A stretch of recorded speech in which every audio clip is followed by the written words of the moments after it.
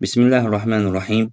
Əli radiyallahu anhu Muhammed sallallahu aleyhi və səlləmin belə söylədiyini rəvayət edir. Kim səhər vaxtı xəstə bir müsəlmana baş çəkərsə, onu ziyarət edərsə, axşama qədər 70 min mələk ona dua edər. Digər bir rəvayətdə gəlir ki, onunla bərabər 70 min mələk çıxar və onun üçün Allahdan istiğfar diləyər. Yəni Allahdan onun üçün bağışlanma istəyər. Və əgər axşam vaxtı baş çəkərsə, onu ziyarət edərsə, səhərə qədər 70 min mələk ona xeyir-dua edər. Allahdan bağışlanma istəyər.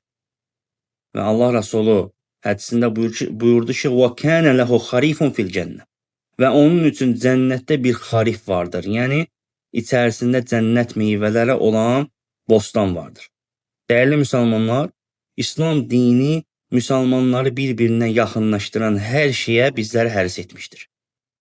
Və bu əməllərdən, iki müsəlman arasında məhəbbəti artıran əməllərdən biri də xəstə qardaşını ziyarət etməkdir.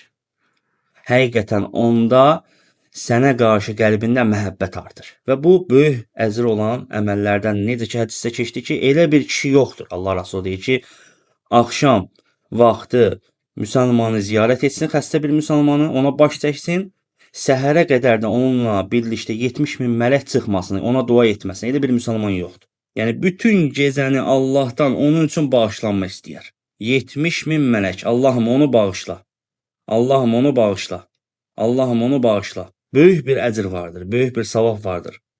Yəni, bu hədis bizləri xəstə ziyarətinin nə qədər böyük fəzilətli bir əməl olduğunu bizləri göstərir. Yenə daha doğrusunu Allah bilir.